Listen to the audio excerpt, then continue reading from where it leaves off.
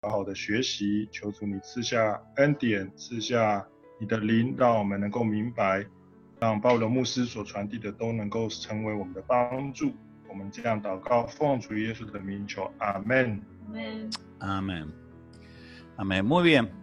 Bueno, hoy vamos a ver nuevamente lo que queda de fruto del Espíritu. Habíamos estado viendo amor, gozo, paz y paciencia. Después vimos benignidad, bondad y fe. Y esta mañana vamos a ver mansedumbre y templanza. Siempre recordar que el fruto del Espíritu es algo interno. Es algo que el Espíritu Santo hace en nuestro interior, va trabajando en nuestro interior y va formando ese fruto. Y ese fruto después empieza a exteriorizarse. Es como en cualquier planta, como en cualquier planta de frutos, las raíces se alimentan de la profundidad, la savia corre por dentro y en los extremos empieza a aparecer el fruto, y ese fruto es alimento para otros, no es alimento para la propia planta.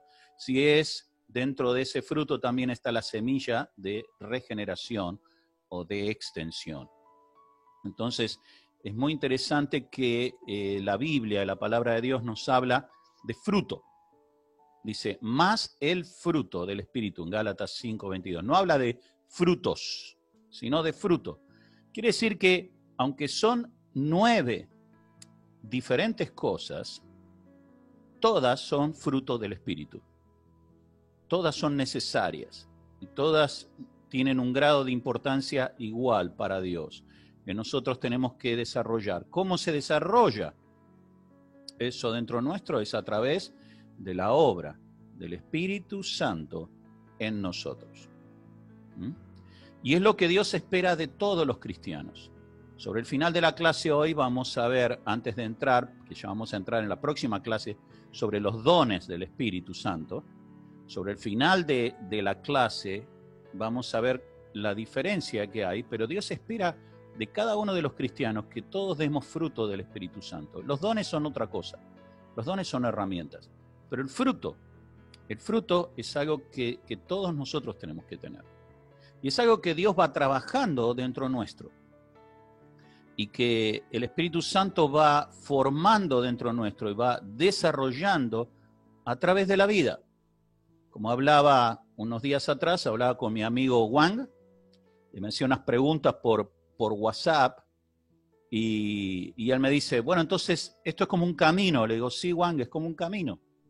La vida es un camino, y a través de ese camino, a través del tiempo y a través de las circunstancias, Dios va formando el fruto dentro nuestro. Mientras nosotros aprendemos cosas, mientras nosotros nos desarrollamos, nos casamos, somos padres, tenemos hijos, tenemos nietos, pero a pesar de que así se desarrolla la vida, también Dios va desarrollando la obra del Espíritu Santo dentro nuestro. A través de cada cosa, a través del tiempo, de los tiempos que pasamos, como estamos pasando ahora, un tiempo especial, a través de todo eso Dios va desarrollando el fruto dentro nuestro. Así que vamos a empezar esta mañana con mansedumbre. Mansedumbre, que son mansedumbre y templanza, son los últimos dos que nombra. Mansedumbre, la palabra griega, ¿se acuerdan que hablamos de que el Nuevo Testamento fue escrito en griego koiné? O sea, el griego que se hablaba comúnmente, que hablaba toda la gente en la calle, que era el griego en ese tiempo era como el inglés ahora, era el idioma universal del mundo conocido. Cuando uno no se entendía en su idioma, se hablaba en griego. Y la palabra que usa ahí el Nuevo Testamento para mansedumbre, en Gálatas 5:22, es la palabra praotes, o sea, praotes, P-R-A-O-T-E-S. Y significa gentileza, apacible o un espíritu amable. Es interesante porque hay personas que nacen con un talento natural o una amabilidad natural y un don natural de ser apacibles, de ser tranquilos, de ser amables, pero por alguna razón Dios dice que tiene que haber una mansedumbre que viene del Espíritu, que es diferente a ese carácter natural. Yo conozco personas que tienen ese carácter natural. De hecho, cuando me conocí con Miriam, mi esposa, una de las cosas que me llamó la atención de ella, que contrastaba conmigo, es que ella tenía un carácter apacible. Era muy tranquila, siempre sonriente, siempre amable, no reaccionaba rápidamente. Entonces yo dije, me gusta esta persona porque me complementa. ¿Por qué? Porque yo no tenía nada de eso.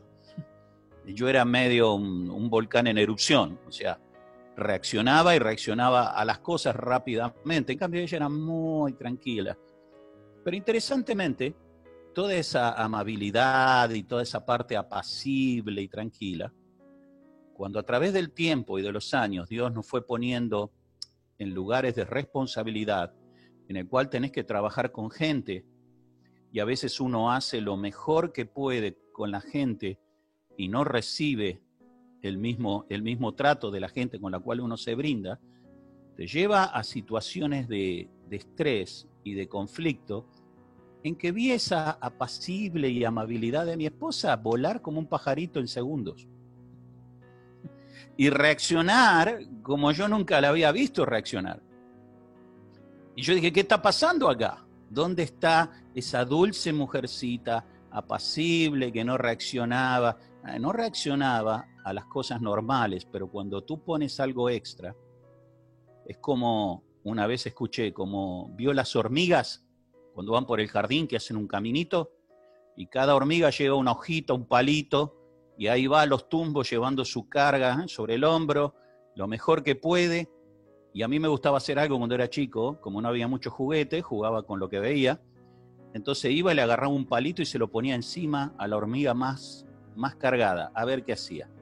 ¿Y qué hacía esa carga? ¡Pum! La volteaba, la tiraba. Y cuando la tiraba, la hormiga se levantaba bastante cabreada, bastante enojada. No le gustaba que hicieran eso. Bueno, ¿qué pasa con nosotros? A medida que la vida avanza, Dios va poniendo cargas sobre nosotros. Una de las cargas es el trabajo, que cuando somos solteros eso no importa, pero después hay que trabajar, ganarse sustento. Otra de las cargas son los hijos. Otra de las cargas son la familia que viene con la esposa y con los hijos y los amigos, y a veces hasta la iglesia y hasta a responsabilidades, y todo eso pronto agota la mansedumbre que hay en el corazón. Y muchas veces uno reacciona, y cuando reacciona, la reacción es justificada, pero muchas veces es desproporcionada. ¿Se entiende lo que digo? Entonces Dios tiene que formar eso dentro nuestro. ¿Por qué? Porque la mansedumbre, y esto es importante, es un elemento clave para la corrección en la manera de ver las cosas de Dios, en la manera de trabajar de Dios. Cuando Dios tiene que usarte para corregir a alguien, para corregir una situación, para corregir a tus hijos, para corregir a un hermano en Cristo, la mansedumbre es un elemento clave. Vemos allí, yo le pedí unas escrituras que ya les adelanté, en 1 Corintios capítulo 4, versículos 18 al 21. Pablo está hablando a la iglesia de Corintio. La iglesia de Corinto, los corintios, era una iglesia muy grande, llegó a tener casi 5.000 personas. Y era una iglesia que estaba llena de los dones del Espíritu, o sea, el Espíritu Santo movía muy fuerte en esa iglesia, y había sanidad, había profecía, había milagros, había señales, había un montón de cosas sucediendo, muy gloriosas. Pero a la vez, la gente de Corinto era una gente muy difícil de llevar, y era una gente muy independiente, y era gente que desafiaba el liderazgo del apóstol Pablo. Había grupos allí que decían, Pablo es uno más, o sea, la palabra de Pablo vale tanto como mi palabra. Y con ese carácter se levantaban cuando Pablo no estaba, cuando Pablo estaba en ausencia y no pasaba. Por eso Pablo escribe y dice, mas algunos están envanecidos, o sea, orgullosos, como si yo nunca hubiese de ir a vosotros. Pero iré pronto a vosotros, si el Señor quiere, y conoceré no las palabras, sino el poder de los que andan envanecidos. Porque el reino de Dios no consiste en palabras, sino en poder. O sea, sobre quién está la autoridad. Eso es lo que quiere decir. Y dice en el último versículo, ¿qué queréis? ¿Iré a vosotros con vara o con amor y espíritu de mansedumbre? Lo correcto, la manera correcta de corregir es con amor y con un espíritu de mansedumbre, según el reino de Dios. ¿Se entiende? ¿Sí? ¿Estamos bien ahí? Si hay una pregunta, ya saben, habiliten el micrófono, preguntan, si tienen una duda. La manera correcta... Güey, ¿tenés una duda? Sí, una pregunta rápida. Diga. Pero hay momentos que es difícil mantener la mansedumbre, ¿no? O sea, también lo vemos en la Biblia, que también Jesús a veces que se saca. Entonces, ¿cómo haces eso? O sea, ¿cómo manejás para evitar que se salga de la cadena? Bueno, en eso vamos a ver ahora, más adelante, cómo Dios trabaja. Porque a uno se le salta la cadena, como vos decís, y eso tiene que ver con el temperamento con el que uno nació. Como te dije, hay gente que es más tranqui y tarda más en saltarse la cadena. Y hay otros que no, a la primera se nos salta la cadena. Por eso tiene que ser un fruto del Espíritu Santo, una obra del Espíritu Santo. No puedes decir, yo estoy habilitado para corregir a otra persona porque yo soy un tipo muy tranquilo. Siempre fui así. Bueno, yo te digo que Dios te va a mandar a uno que te ponga la piedra en el zapato justa para que huele esa tranquilidad. Porque ese fruto, por alguna razón, en Gálatas 5:22, Dios dejó escrito que tiene que ser desarrollado. Quiere decir que no es mansedumbre natural. No es tu cualidad natural de tener la sangre fría, por decirlo de alguna manera. No es tu cualidad natural. Es algo sobrenatural. Es algo que el Espíritu Santo produce. Es algo que necesita ser cultivado. Vos sabés que para tener frutos hay que cultivar, ¿no es cierto? O sea, yo tengo acá atrás de mi casa, tengo un árbol de mandarinas y un árbol de limones que dan muy buen fruto, pero ahora en el invierno yo estoy cavando y abonándolo y echando fertilizante y yerba y cosas que sobran orgánicas que sé que le van a servir a las raíces. ¿Por qué? Porque quiero que en verano tener buen fruto. Pero tengo que trabajarlo eso, tengo que alimentarlo. De alguna manera eso se produce. Si yo no lo riego, si yo no lo abono y no trabajo para conseguir el fruto, no voy a tener buen fruto. Entonces hay cosas que tienen que desarrollarse. Vamos a verlo ahora. Tu pregunta llega justo porque vamos a verlo ahora. O sea, hablamos de que hay que corregir con un espíritu de mansedumbre. ¿Qué pasa cuando a uno se le salta la cadena? Bueno, Números capítulo 12, versículo 3. Habla allí de Moisés y dice, y aquel varón Moisés era muy manso, más que todos los hombres que había sobre la tierra. Yo quiero hablarte un poquito de Moisés. El Moisés que nació en este mundo no era el de Números 12:3. Esto es resultado de la obra de Dios en la vida de Moisés. Moisés cuando nació, todos sabemos que fue salvado del agua, del Nilo, de los lagartos, de los cocodrilos, de la enseñanza de escuela dominical, ¿no? Y también sabemos que fue educado en el palacio como un hijo de la hija de Faraón, o sea, como un príncipe. Lo adoptó como un hijo legítimo, como príncipe. Ahora este Moisés, la historia judía, no la Biblia, pero la historia judía, relata que él fue educado en toda la ciencia de los egipcios, en lo que era la universidad egipcia de ese tiempo, en el conocimiento, y después fue hecho general del ejército egipcio. Y era un hombre de guerra, o sea, era un líder, porque había nacido con ese espíritu de líder, porque Dios lo hizo nacer para la función que iba a cumplir, para el propósito en su vida.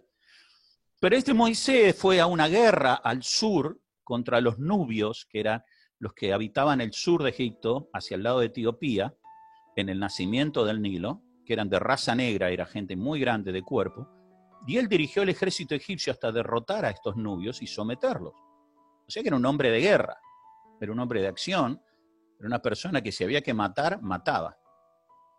Y eso queda demostrado en la Biblia, porque dice que cuando él tenía 40 años, empezó a entrar luz en su mente y empezó a darse cuenta de que él era parte del pueblo hebreo. Y a pesar de que era adoptado como hijo de Faraón, como príncipe y hijo de la hija de Faraón, él en su interior era hebreo y había un propósito de Dios con su vida. Estamos hablando de Moisés. Creo que conocen la historia, ¿no? Un poco. ¿Sí? Y en ese momento él dice, yo voy a ir a ver a mis hermanos, a mi pueblo, a mi sangre, a los hebreos, a ver cómo están. Y cuando va a verlos, ¿qué encuentra? Que su pueblo estaba esclavizado, estaba castigado, estaba oprimido, estaban pasando sufrimientos, y vio a un capataz dándole látigo y látigo y látigo a un hebreo hasta casi matarlo porque no había cumplido su cuota de trabajo. Y cuando él vio eso, dijo, esto está mal, esto es injusto. ¿Cuántas veces nosotros decimos eso, no es cierto? Cuando vemos cosas de la vida diaria. Esto es injusto. Es injusto que un hombre que trabaja y vuelva a su casa a la noche, trabajando duro todo el día para traer su sustento, se encuentra con un tipo que está borracho o drogado y le pega un tiro para robarle, no sé, 200 pesos y mata a un padre de familia. Es injusto. Es injusto que te roben. Es injusto que te saquen lo que logras con tu trabajo. Es injusto. Moisés vio lo mismo. Y cuando vio esa injusticia, ¿qué dijo Moisés? Esto está mal. Y estaba bien lo que él pensó. Estaba mal. Dijo, yo voy a corregir esto. Y sacó su espada y mató al egipcio. Y cuando lo mató se dio cuenta que había cometido un error. Porque no podés tomar la ley por tu mano. No podés comprarte un revólver y decir, si a mí me vienen a asaltar yo tengo un revólver y si a mí me matan yo lo voy a matar. Porque vas a tener un problema. Y Moisés encontró que tenía un problema. Entonces, ¿qué hizo? Dice la Biblia que fue y ocultó el cuerpo en la arena y lo tapó para que no lo encuentren. Pero lo vieron sus hermanos, los hebreos. Y pasaron unos días y él volvió a ir con sus hermanos porque él estaba interesado realmente en el bienestar del pueblo de Dios. ¿Entienden? Y cuando fue allí, había dos hebreos discutiendo y peleándose y golpeándose para ver quién tenía razón. Y Moisés fue y le dijo, no muchachos, entre ustedes no se peleen, somos hijos de Dios los dos, somos del mismo pueblo, eso está mal. Y uno de ellos le dijo, ¿qué? ¿Me vas a matar como mataste al egipcio? ¿Para hacer justicia? No había estado el espíritu de mansedumbre en la corrección allí. Ni antes ni en ese momento. No lo estaba guiando el Espíritu de Dios. ¿Sabes por qué? Porque no era el tiempo de Moisés. Entonces, ¿qué pasó? Dice que él tuvo miedo, porque dijo, esto ya se está corriendo la voz, van a venir a buscarme los egipcios y me van a matar por haber matado a un egipcio. Y se fue al desierto y estuvo 40 años en el desierto. Ahí se casó, ahí tuvo sus hijos, estuvo 40 años trabajando para su suegro, pastoreando ovejas en medio del desierto, mientras él pensaba que eran 40 años perdidos de su vida. Estoy hablando de 40 años, ¿eh? Traten de pensar ustedes. Hay algunos de ustedes que no tienen ni 40 años todavía. Imagínense 40 años de sus vidas en que Dios está haciendo algo, aunque ustedes creen que Dios no está haciendo nada, que ustedes arruinaron su vida con una mala decisión que tomaron en su momento. Y lo que hace Moisés es pastorear ovejas. Las ovejas son bastante bravas, aunque no lo parezcan, porque dan bolilla un tiempo a la guía, pero después se suelen apartar a buscar lo que ellas creen que es mejor, se quejan si no hay pasto verde, se quejan si no hay agua. Las ovejas más viejas se le comen primero la comida a las más jóvenes. Dios lo estaba entrenando para el pueblo que iba a liderar a través del desierto otros 40 años. Le estaba enseñando dónde estaban los secretos manantiales en ese desierto. Le estaba enseñando cómo liderar un pueblo y estaba formando un espíritu de mansedumbre dentro de él, de tener paciencia. Si no tenés paciencia con los seres humanos, te voy a enseñar a tener paciencia con las ovejas. Cuando te gradúes de la escuela de las ovejas, te voy a poner a liderar gente. Eso hizo Dios con Moisés.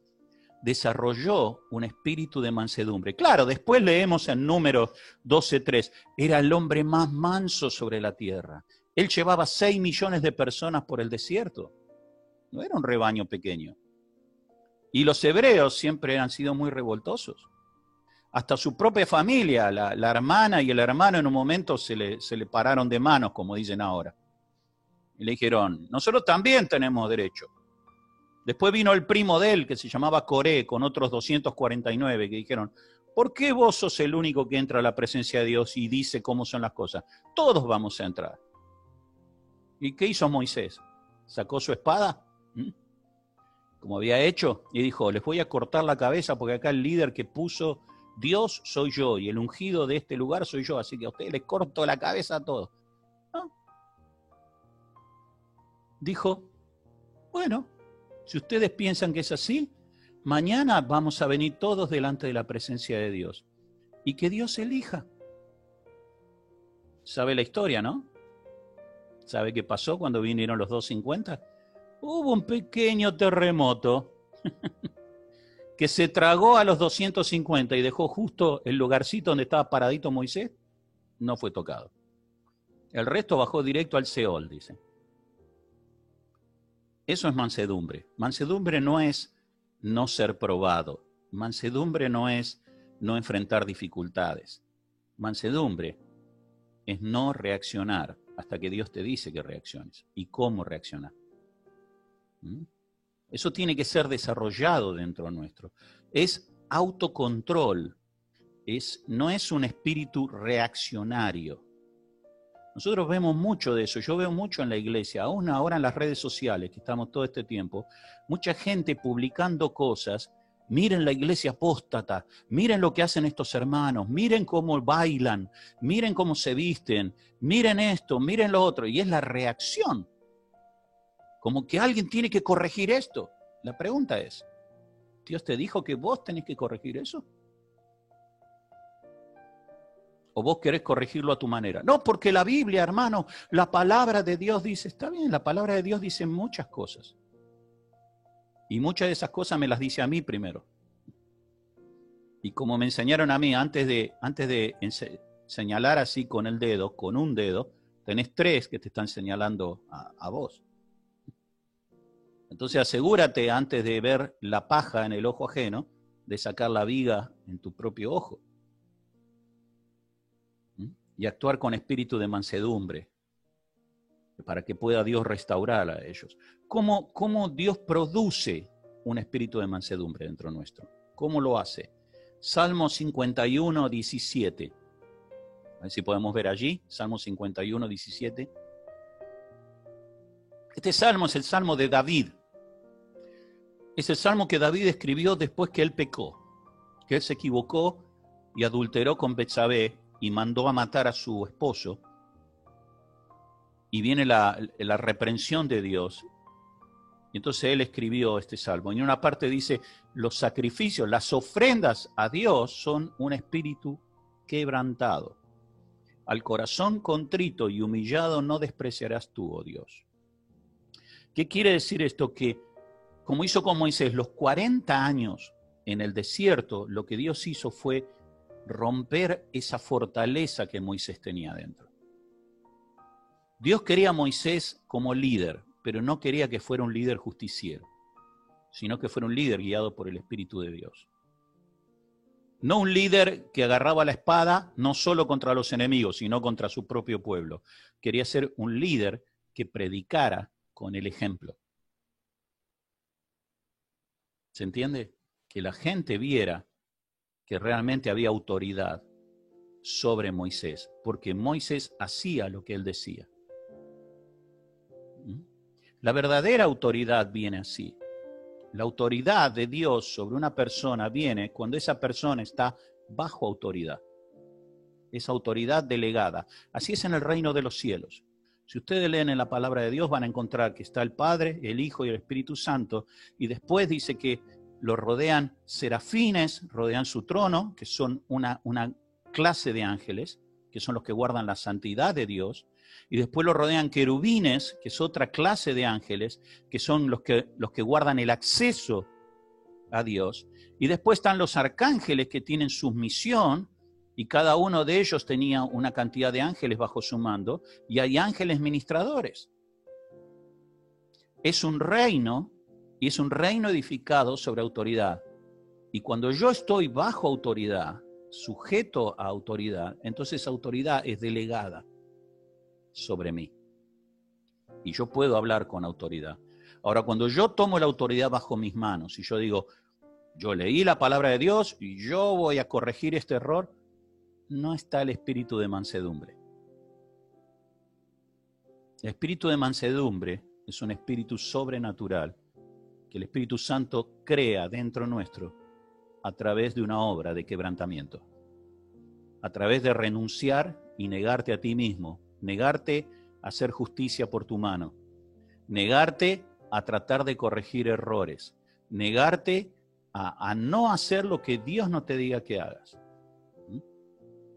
¿Se acuerdan cuando Jesús estuvo en el último juicio parado frente a Pilatos y Pilatos le hacía preguntas y Jesús no contestaba nada? Y Pilato en un momento le pregunta, y Pilatos era la autoridad mayor de Roma sobre Jerusalén y sobre toda Judea. Y en un momento le dice, no me estás contestando nada, ¿no sabés que yo tengo autoridad para mandarte a matar o para que vivas? Y Jesús lo miró y le dijo, no tendrías ninguna autoridad si no te lo hubiera dado mi Padre, que estás en los cielos, pero sí tenés autoridad. Ahí le contestó. Digo, sí tenés autoridad, de hecho me vas a mandar a matar. Pero esa te la delegó mi Padre. Entonces, el espíritu de mansedumbre es necesario si nosotros vamos a ocupar un lugar dentro del reino de Dios en que vamos a guiar a otras personas. No lo tomes solo a nivel iglesia. Desde tu casa, tus hijos, tu familia. Por eso la Biblia dice que cuando reprendas a tus hijos no los reprendas con ira, sino con mansedumbre, tratando de restaurarlos. Es muy difícil eso. Yo no sé de ustedes, pero yo voy a hablar por mí mismo.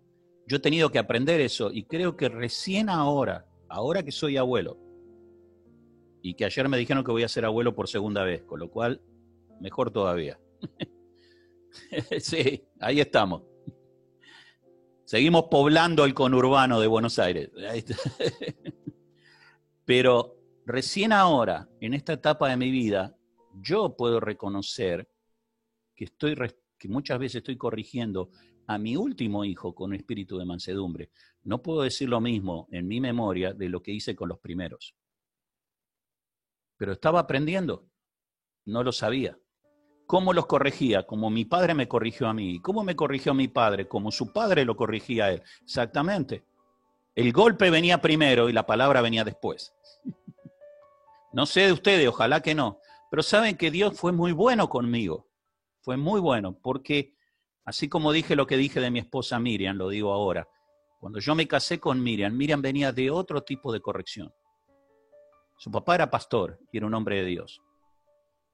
Entonces yo cada vez que se me iba la mano, Miriam me miraba y me decía, no hace falta que hagas eso, háblale. No es tan grave como para que lo golpees sin hablar, háblale. Y eso causaba un choque a mí, porque mi reacción era de otra manera. Y ella me dijo, lo estás lastimando por demás, probá a hablarle primero. Quizás reacciones si le hablas. Lo estás lastimando de más. Y yo sé que fue eso, y yo me tuve que arrepentir. Eso quebró mi corazón cuando Dios me hizo ver y me dijo, muchas veces actuaste en tu propia fuerza. No actuaste como yo hubiera querido. Muchas veces corregiste mal. No es que estaba mal lo que le dijiste, no es que estaba mal lo que él hizo, sino que estuvo mal con el espíritu con lo que le corregiste. Y me tuve que arrepentir y pedí perdón, y he pedido perdón a algunos de mis hijos de grande. Los he abrazado, algunos en el día de su casamiento, me he abrazado con ellos, y les he dicho de corazón, quiero que me perdones porque no fui el padre que tendría que haber sido. Estaba aprendiendo, pero no lo fui. No estaba preparado como tendría que haber estado. Me dejé guiar por mis instintos y por mis tradiciones y no por el Espíritu de Dios. Y como Dios es bueno, y cuando uno pide perdón, Dios restaura, Dios ha restaurado, y yo tengo una relación, gracias a Dios, hasta el día de hoy hermosa con ellos. Pero también tengo que reconocer que ese fruto Dios ha tenido que trabajar mucho con Pablo, mucho. Dios tiene que formar un espíritu de mansedumbre. Dios trató 40 años con Moisés para darle el título de hombre más manso sobre la tierra. 40 años llevó. Y Dios trató 20 años con David. Todos los años que David escapó de Saúl, Dios fue tratando con su mansedumbre. Cuando lo tenía Saúl ahí en la puerta de la cueva, que lo venía persiguiendo, y Saúl se durmió, y fue él con la espada, y los líderes que estaban con él decían, David, llegó el día. Dios te lo entregó, cortale la cabeza, se acaba el problema. Todo el mundo sabe que vos sos el rey que Dios eligió. Todo el mundo sabe que la unción está sobre tu cabeza. Y Dios te lo entregó. Mira, está dormido. Andá con esta espada, cortale la cabeza. Hoy es el día en que las cosas van a cambiar. ¿Y qué hizo David? Llegó y cortó el borde del manto. Porque él tenía otro espíritu adentro. Y después se arrepintió hasta de haber cortado el borde del manto. Dijo, se lo mostró, le dijo, yo te pido perdón por atreverme a hacer esto. Y Saúl le dijo, ¿vos me pedís perdón a mí? Yo te tendría que pedir perdón a vos. Y dice, desde ese día Saúl nunca más lo volvió a perseguir. Pero esa mansedumbre, Dios la tuvo que formar en David. Si David iba a ser un rey, si David iba a ser un líder. ¿Se entiende por qué es importante la mansedumbre como fruto del Espíritu? Amén. Bien, ¿alguna pregunta hasta aquí? ¿Vamos bien? Bueno, sigamos con el siguiente entonces. Templanza.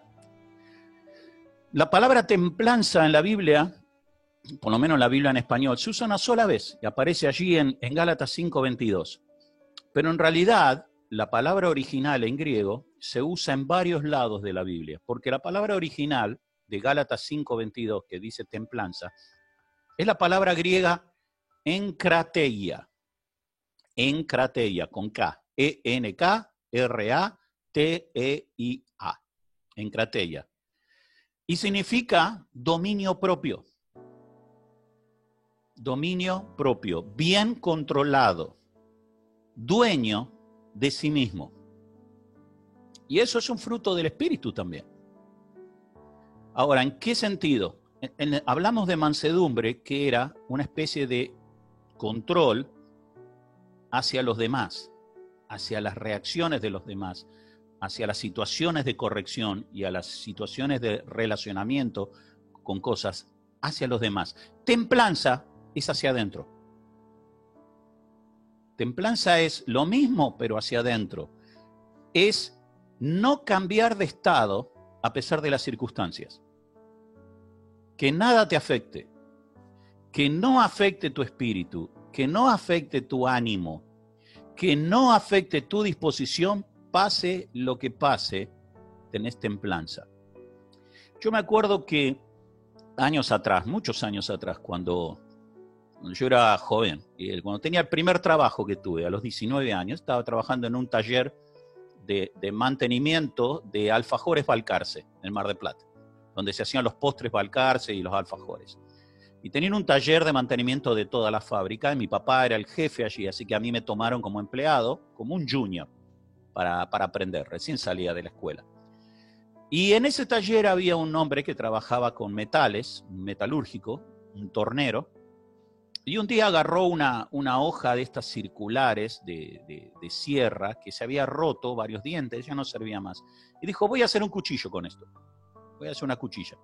Así que la cortó, con una soldadora autógena, la cortó, el pedazo, fue a la piedra esmeril, lo empezó a pulir, le empezó a dar la forma de un cuchillo, empezó a trabajar. Yo no miraba, ¿no? Digo, bueno, todo miro porque a mí me interesaría tener mi cuchillo.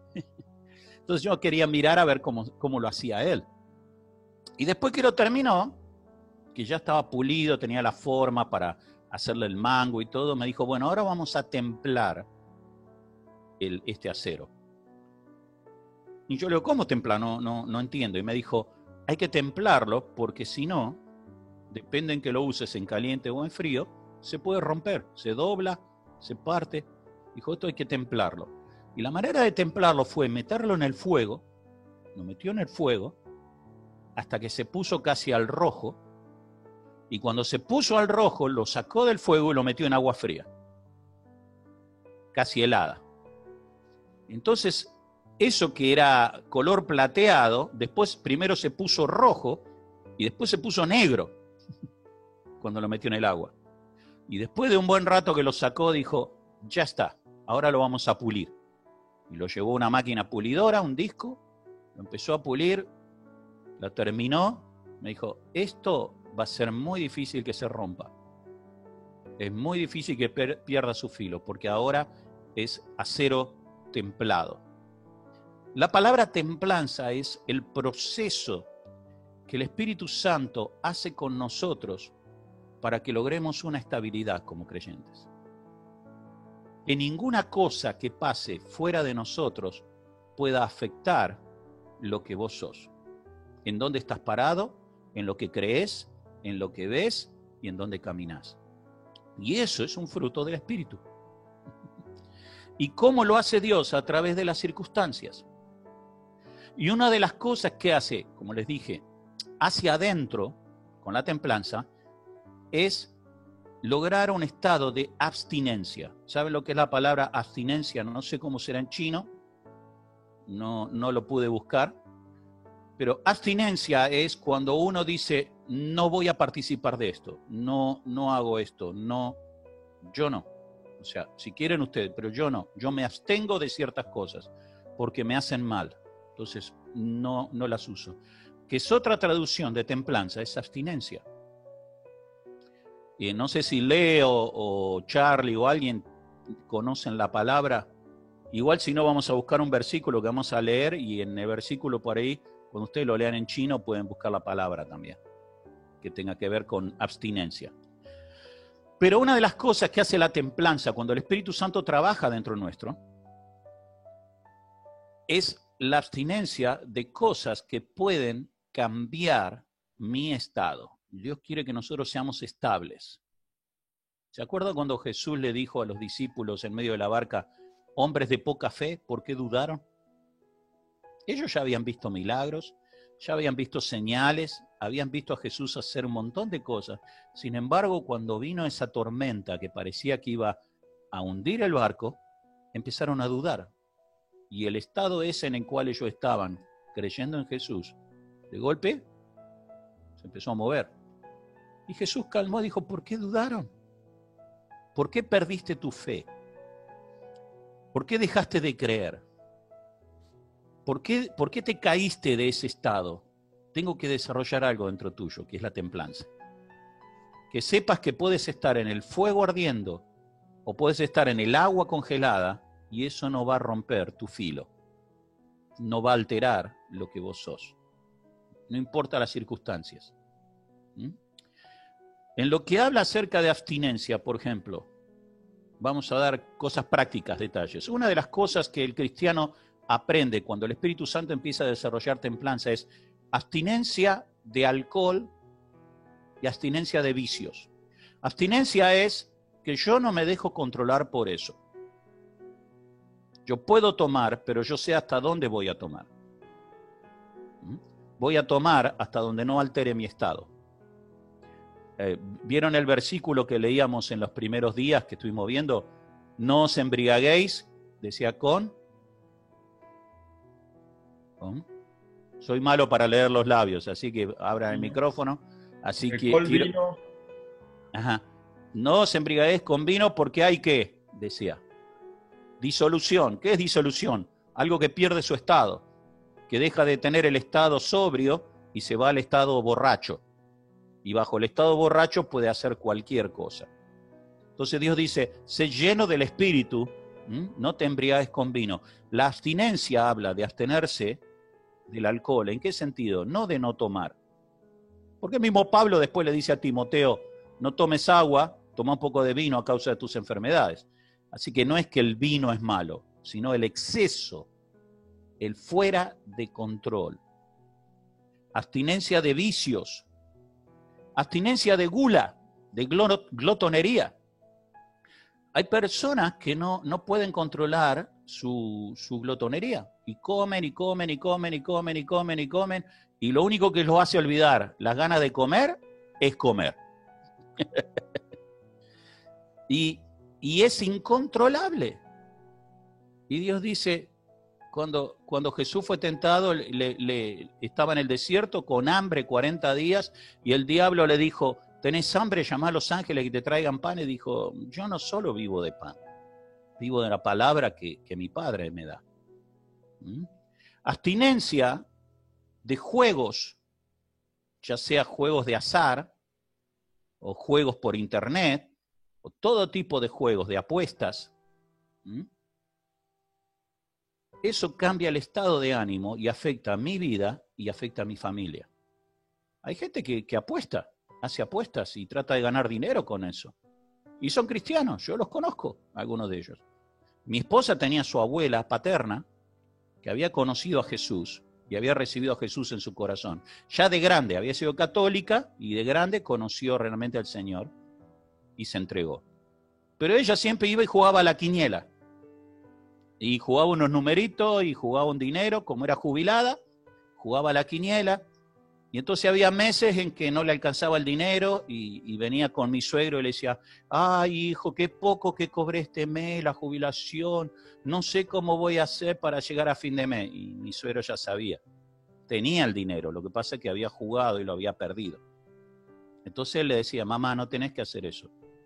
Dios te provee, no necesitas que te provea la suerte. Dios te va a proveer. Y le daba, le ponía el dinero para que ella llegara. Interesantemente, yo lo vi con mis ojos esto. Un día ganó un dinero. Entonces vino contenta y vino delante de su hijo, que era pastor, y dijo, ¿sabes qué? Anoche lo agarré con el 27. Así que tengo un dinero y te voy a poner el diezmo. y mi suegro le dijo, no quiero el diezmo de eso. Eso no es diezmo, ese dinero no es limpio. Ese dinero no viene de Dios. Da ofrenda a Dios de lo que Él te da. Eso no vino de Dios, vino de otro lado. Ni quiero saber cómo vino. Entonces, nosotros tenemos que aprender a confiar en Dios y abstenernos de aquellas cosas que sabemos que nos va a hacer mal. Muchas veces cuando uno se junta con amigos, tiene un momento en que empieza a tomar y la pasa bien, pero llega un momento en que si tomas de más, vas a perder tu lugar. Y se va a revelar lo que hay en tu interior. Y a veces eso que hay en tu interior es una intimidad que solo Dios y vos saben. Y que va a llegar un momento en que Dios va a arreglar esas cosas, pero los demás no tienen por qué saberlo, y menos fuera de tiempo. Y ustedes me van a decir, Pablo, ¿de dónde sacás eso? ¿Se acuerdan de Noé? El que hizo el arca. Dice que cuando terminó el diluvio y el arca finalmente reposó, Noé salieron todos los animalitos, él hizo un altar, dio una ofrenda a Dios y después plantó una viña. Y después que plantó la viña, sacó las uvas y las hizo fermentar y se la tomó toda. Chingüengüencha, como decían, ¿no? Se la tomó toda. ¿Y qué pasó? Perdió ese estatus, perdió esa dignidad que Dios le había dado como un líder de familia, porque vino su hijo y lo vio borracho y desnudo. Y su hijo fue y lo comentó a todo el mundo, dijo, mi papá está borracho y desnudo y qué sé yo. Y esa persona que Dios usó para construir un propósito de Dios y salvar la humanidad, perdió la dignidad por exceso, por no tener la templanza necesaria. Por eso es tan importante que Dios desarrolle eso dentro nuestro, de tener autocontrol, de saber qué es lo que me va a hacer bien y qué no me va a hacer bien, qué juegos me van a hacer bien y cuál no, qué vicios tengo que evitar, porque eso va a dañar, aún puede dañar mi cuerpo, porque la glotonería es un vicio que daña el cuerpo. Y el cuerpo, tu cuerpo y mi cuerpo son el templo del Espíritu Santo. Todo el tiempo que Dios quiera que vivamos en este mundo y que su Espíritu Santo esté dentro nuestro, nosotros tenemos que cuidar el templo. Así como la iglesia china cuida el templo en Bonpland y lo pintan y lo arreglan y le ponen placas antihumedad tan lindas como quedaron y cuidan el techo para que no se llueva y las cañerías y todo. Así también tenemos que cuidar nuestro cuerpo porque es templo del Espíritu Santo. y no dañarlo ni con vicios, ni con alcohol, con excesos estoy hablando, ni con glotonería. Comer lo que necesito, ni más ni menos. ¿Mm? Amén. Bien, el Espíritu Santo no va a controlar nuestras vidas sin nuestra voluntad. Hay gente que dice, bueno, yo voy a orar y le voy a pedir al Espíritu Santo que tome control de mi glotonería. Pues te voy a decir algo, el Espíritu Santo no vive adentro de una heladera. Entonces vos vas a pasar frente a la heladera y vas a abrir la heladera y no te vas a encontrar con el Espíritu Santo. Te vas a encontrar con 200 gramos de jamón, queso y todo lo que hay. Y como estás aburrido y es cuarentena, le entras a alimentar, ¿no? Y a dar para adentro. Pedile a Dios que desarrolle templanza. Decir, Señor, enséñame a decir que no. ¿Mm? Enséñame a mí mismo a decirme que no. A negarme a mí mismo. A cuidar este templo que tú me diste. ¿Mm? Primera de Corintios capítulo 9, versículos 24 al 27. Allí Pablo habla y hace un paralelo con los Juegos Olímpicos. Cuando Pablo estaba predicando el Evangelio en Grecia, todavía estaban vigentes los Juegos Olímpicos, que se hacían en Olimpia, que era una ciudad al norte de Atenas, por eso se llaman olímpicos. Y eran famosos porque los romanos también adquirieron de ese tipo de juegos deportivos, y ellos los llevaron a los coliseos y a los anfiteatros en diversos lados. Pero Pablo habla acerca de la vida de un cristiano, del camino, como hablaba hace un rato, de toda la trayectoria de tu vida. Y dice, ¿no sabéis que los que corren en el estadio, o sea, los que corren en la pista de atletismo, todos a la verdad corren, pero uno solo se lleva el premio? Entonces, corred de tal manera que obtengáis el premio. Todo aquel que lucha, de todo se abstiene. Esos, los que luchan a la verdad para recibir una corona corruptible, pero nosotros una incorruptible. Así que yo de esta manera corro, no como a la aventura, no para cualquier lado. De esta manera peleo, no como quien tira golpes al aire, sino que golpeo mi cuerpo y lo pongo en disciplina, en servidumbre, no sea que habiendo sido yo mensajero para otros, yo mismo venga a ser eliminado. Allí está la palabrita, Leo, Charlie o quien vea, está en el versículo 25, a ver si es qué palabrita en la Biblia en chino dice, todo aquel que lucha de todo se abstiene. ¿Cómo es en chino allí? ¿Mm? ¿Y qué significa? Dame el significado en español, si podés. ¿Tiene, no tiene? ¿Mm? Abstenerse. Abstenerse. Esto queda. Queda. Es así. ¿Qué es abstenerse? Decir que no.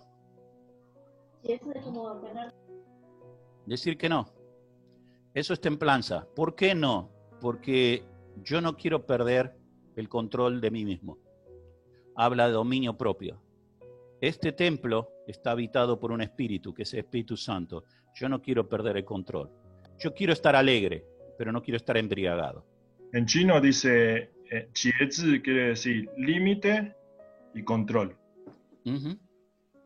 Exacto. Autocontrol, un límite, es decir, ¿hasta dónde? Mira, tengo una anécdota, tengo muchas anécdotas. Cuando estaba en Sevilla, en España, el tiempo que estuvimos en España, los primeros tiempos estuvimos en Sevilla, y mientras estábamos haciendo la obra del Señor allí, yo tenía un trabajo, y en ese trabajo trabajaba en una empresa eléctrica, que hacía conexiones de medidores de electricidad.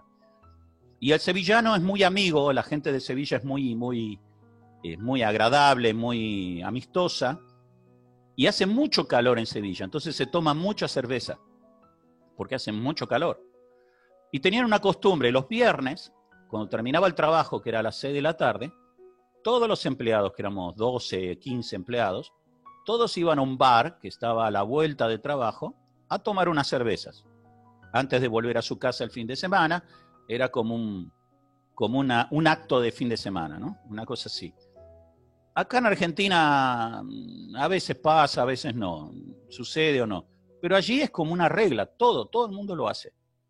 Yo iba como argentino, no conocía, pero cuando llegó el viernes me dicen, argentino, vamos todos para el bar. Y digo, bueno, aquí el viernes se va al bar y el viernes se brinda. Bueno, voy con ustedes, vamos al bar vamos a brindar.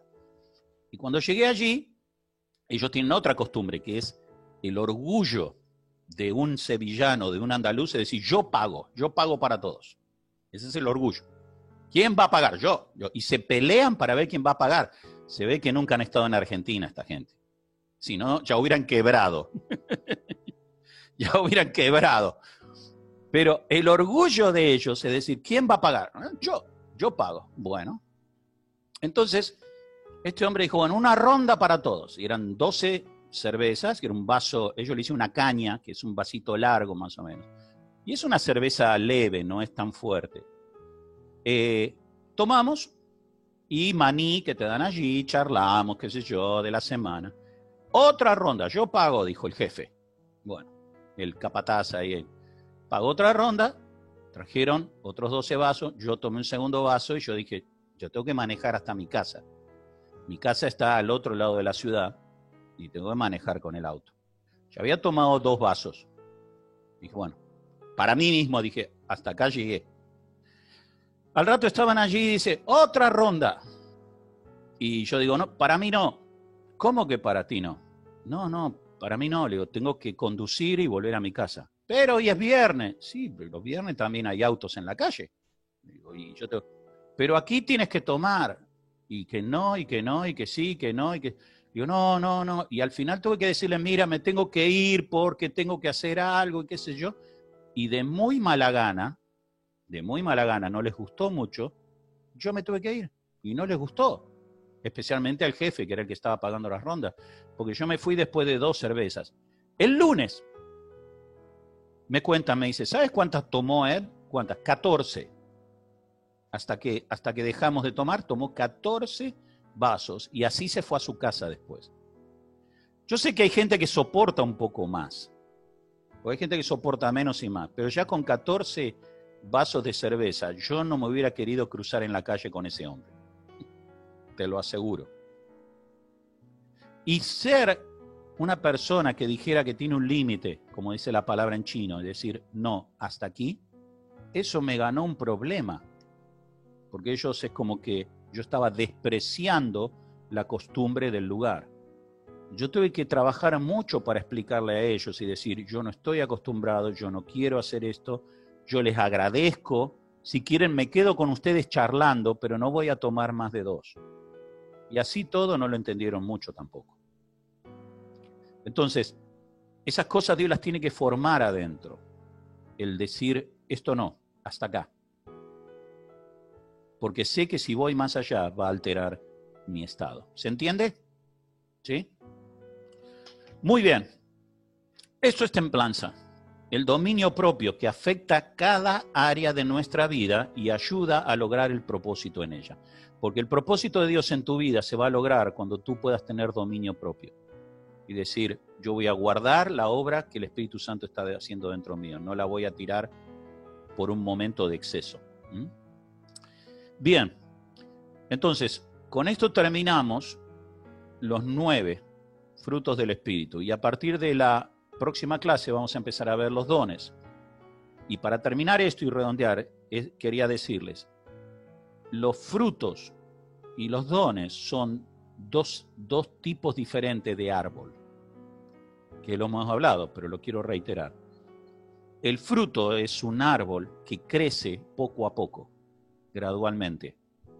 Es un árbol interno y es un árbol que necesita ser cultivado por nosotros. O sea, lo que el Espíritu me va hablando, yo lo voy aceptando, lo voy creyendo y lo voy aplicando y orando para que Dios lo aplique en mi vida. Y se pueda ver eso en mi vida, los frutos: amor, gozo, paz, paciencia, benignidad, bondad, fe, mansedumbre, templanza. Los dones que vamos a empezar a ver a partir de la próxima clase es otro tipo de árbol. ¿Qué árbol? Un árbol de Navidad. El árbol de Navidad no es igual que el árbol del fruto. O sea, como un árbol de manzana no es igual a un árbol de Navidad. El árbol de manzana necesita crecer, nutrirse, desarrollarse, ser cultivado para que dé buenos frutos. El árbol de Navidad es un árbol de regalos. Es un árbol en el que uno va y recibe algo para que te pueda ser útil, para diversión, en el caso de árbol de la Navidad, ¿no? Cuando uno es chico para juguetes, pero cuando uno es grande, ¿qué regala? Cosas útiles que te hacen falta. El mejor regalo de Navidad es decir, me hacía falta una campera, bon, te regalan una campera. Me hacía falta una herramienta, y te regalan esa herramienta, ¿no? Tenías que hacer una tarea y ahí está el regalo. No tenés que cultivarlo, no tenés que trabajar para que aparezca ese regalo. Lo único que tenés que hacer es recibirlo y si el regalo es apropiado, usarlo. Porque no hay peor cosa que uno le regale un regalo a alguien y no lo use. ¿No es cierto? ¿Qué pasa? Y ha pasado. Entonces, lo que vimos hasta ahora es el árbol que necesita ser cultivado. Lo que vamos a ver es el árbol de los dones que Dios te da a través de su Espíritu para que los uses y trabajes en la tarea y en el propósito que Él tiene para tu vida. Amén. Ok, ¿alguna pregunta? ¿Algo que quieran preguntar hasta aquí o vamos bien? ¿Estamos bien? Excelente, bueno, entonces nos vemos, si Dios quiere, el domingo que viene. Un gusto verlos a todos, un gusto ver también a los que se van agregando, que les sea realmente de bendición y de provecho, que el Señor ponga su mano sobre internet, así Carolina puede seguir subiendo las clases de Zoom al sitio de YouTube y los que no pueden verlo en este horario lo pueden ver en otra. Y si no, vamos a rogar que el Señor les dé un regalo y un don para que puedan pagar una conexión más rápida.